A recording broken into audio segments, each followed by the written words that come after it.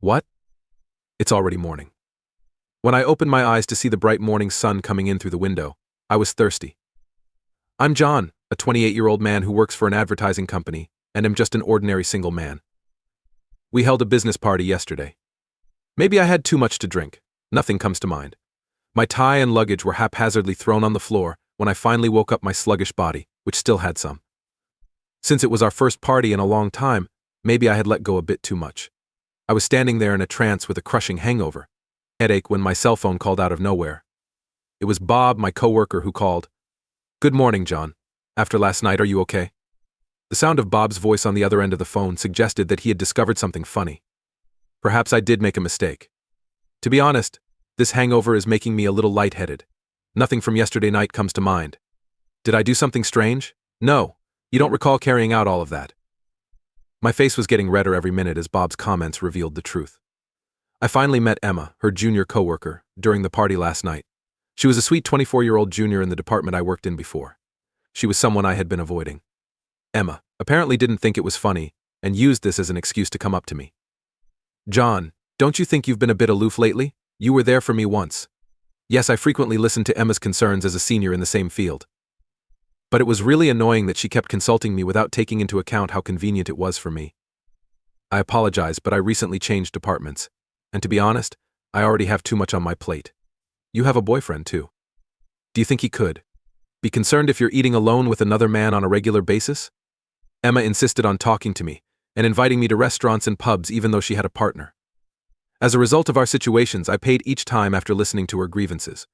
In hindsight, I may have previously been exploited. Nevertheless, I was swept away by her rapid pace and was at her mercy. But tonight, with the aid of booze, I was able to communicate my goals. The strain caused me to drink excessively, and my recollection stopped there. Bob said she was obviously unhappy with what I had said. "John, you're not going to listen to me anymore." Yes, exactly. It's for the best, in my opinion. Even to a stranger, Emma was too tenacious. I had grown weary of it. Then, according to Bao, I abruptly interrupted her by slamming my beer glass on the table. She said, "Provocatively, you refuse my talks. But you're off and out with department head Catherine, aren't you? Isn't that unfair? She's indeed beautiful, but somewhat aloof, and she's 9 years older than me. Oh, you're not by any chance attracted to Catherine, are you, Don?" Emma, who was solely familiar with my typically composed manner, was surprised by my abrupt transformation. The surprise, however, didn't stop there. Unbelievably, I said something startling at the party. "That's correct, indeed. My department manager is someone I adore." "Emma, you simply aren't aware of it. In actuality, the manager is quite adorable. Does it matter if she's older? Her position doesn't matter to anyone. I cherish her. It is intolerable to me. I'm obsessed with her." I was blushing just from saying it. But the worst part was that the manager was directly behind me at the time. She arrived at the drinking party at the worst possible time and was late since she had errands to run that day. I then overindulged in alcohol, blacked out, and collapsed. Bob managed to get me a cab to get home. I was depressed by my own careless actions after hearing the entire narrative, but Bob seemed to take pleasure in it right up until the very end. To be honest, the enjoyable atmosphere of the drinking party was destroyed by the way you meddled with Emma. "John, it felt so good to hear what you had to say. Perhaps receiving such a once-in-a-lifetime confession made the management happy. No, isn't there no way? It would have been acceptable if I was the only one embarrassed. However, it is another matter entirely to put the section chief in danger. My transfer to the advertising department 6 months ago served as the catalyst for the development of this issue. Catherine, the advertising department manager, took over as my direct supervisor. She is 33, unmarried, and 5 years my senior. She has stunning features, including cat-like eyes that shine a deep brown, and gorgeous dark brown, shiny hair that is tied back. Even in the office, she was noticeable. Her work was stunning, but so was the way she wore a suit on her slim frame. Regardless of gender, she had a large following within the organization. Though I was happy to have such a wonderful boss, it appeared that she did not think much of me, as she really told me. "John, please stop ruining the department's relationships. It appears that you are now dating someone who has a boyfriend. It seems that she believes that Emma and I are dating. However, as I already stated, I was merely hearing her account."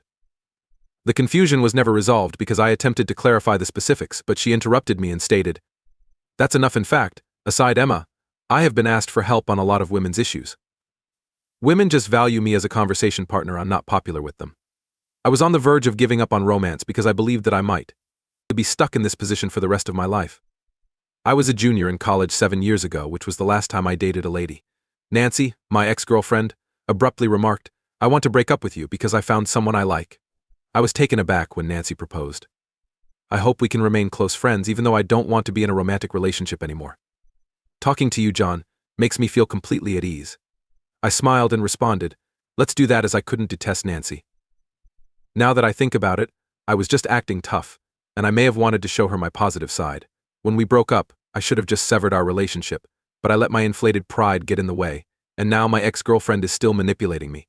In the past, I've always been a wonderful guy who wouldn't be a woman's first choice because I'm weak to pressure. That was the trend. It can't be helped, because I don't look like a handsome person.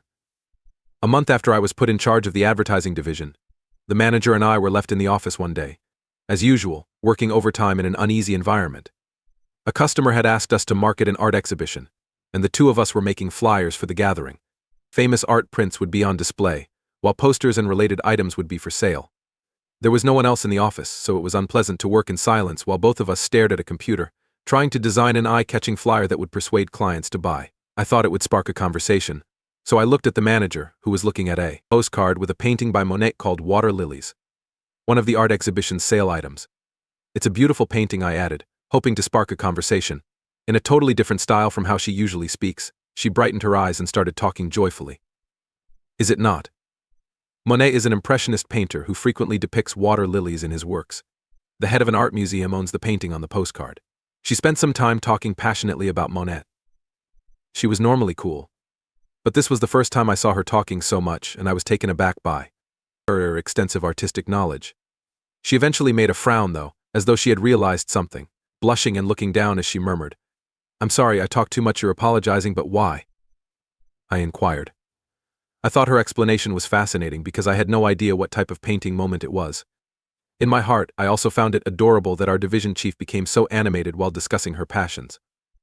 However, she blushed and shook her head side to side, saying, "Enough with the pleasantries indeed. I simply cannot resist getting enthused when discussing art." That's all right. Art expertise is definitely necessary if we work in advertising. We were able to make great strides with our flyer, and our talk kept flowing freely.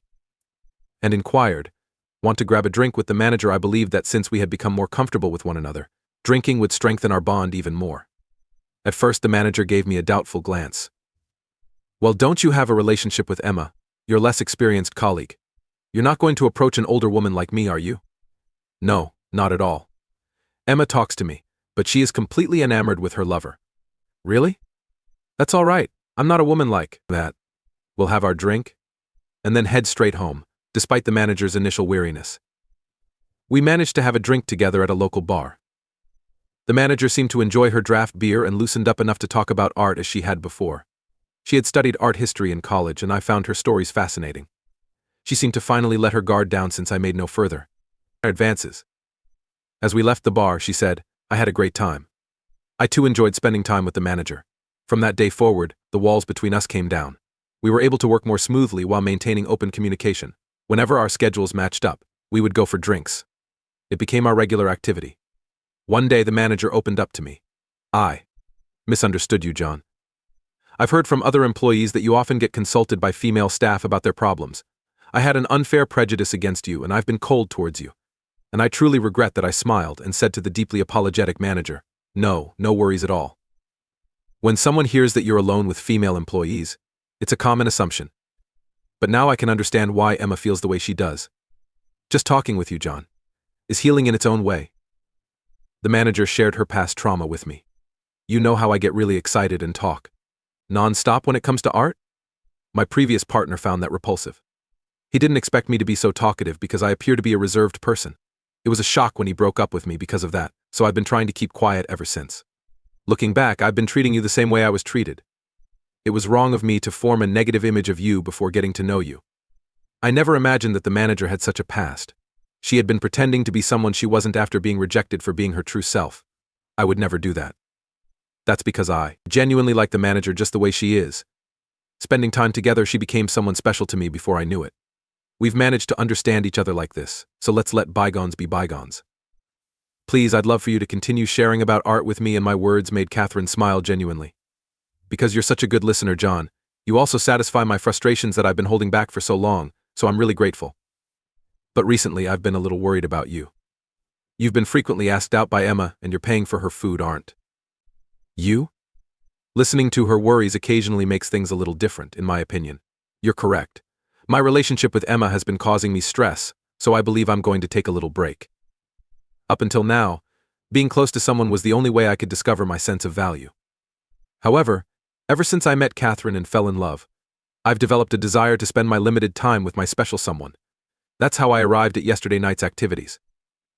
I made an effort to avoid Emma after falling in love with Catherine, but I never imagined that I would make such a mistake while intoxicated. Even though I was berating myself for it, I made the apprehensive decision to contact Catherine and apologize first. I went on a drinking spree, which must have horrified Catherine.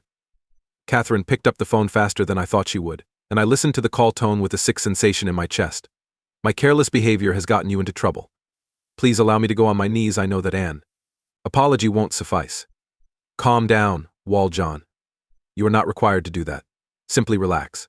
I apologized out loud as soon as I heard Catherine's voice on the receiver. She didn't sound angry based on the tone of her voice. Rather, Catherine made a surprising statement. Actually, I'm currently en route to your flat. I assumed your handover must have been difficult because you appeared to be rather inebriated yesterday. I'm here to see how you're doing. I didn't think Catherine would visit me, so let me in. 10 minutes later, the intercom rang, and Catherine had brought food, paints, and mineral water. I apologize for causing you any anxiety. No, it's okay. You've always been so kind to me. You had a little too much to drink last night, didn't you? You don't look good.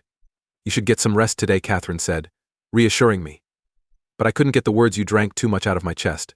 She most likely took what I said last night to mean that he was intoxicated and couldn't help but indicate, "I don't mind," and in a nonverbal way.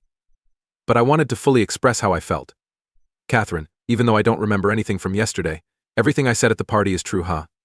When she heard my words, Catherine looked at me with a surprised face. I quickly started speaking to change the atmosphere while blushing. But of course I understand if it's impossible. I'm happy just being by your side, Catherine. If we can continue to work together from now on, that's more than enough. So please forget what I just said. While I was talking, Catherine hugged me tightly. For a moment I couldn't understand what was happening, but Catherine was crying, saying, "I'm happy. I was really happy about what you said yesterday, but I thought I shouldn't take it seriously, so I was acting defensive. I never thought you felt the same way about me, John." Huh. You like me too. Yes, spending time with you. I've grown to like you. Not as a subordinate, but as a man. But you were so kind, John. I've always told myself not to expect anything from that kindness. I've been so mean, advising you to keep your distance from Emma because I wanted you all to myself. I'm just awful, aren't I? Tears shrieked down her face as I held her. Like I said before, I love you just as you are, Catherine. I'm incredibly happy that you feel that way about me. We savored our happiness, holding each other tightly. A year after we confessed our feelings to each other, I invited Catherine into a French restaurant for our first anniversary and proposed to her there. "Marry me," I said, handing her a diamond ring. Catherine beamed with joy. What a romantic proposal. My heart's racing because when I confessed my feelings I was so hammered that I couldn't remember it. I wanted to etch the words of my proposal in my brain. I can see that I will never forget today, even after decades of being married to you. I know that as long as I'm with you, we'll make many wonderful memories together.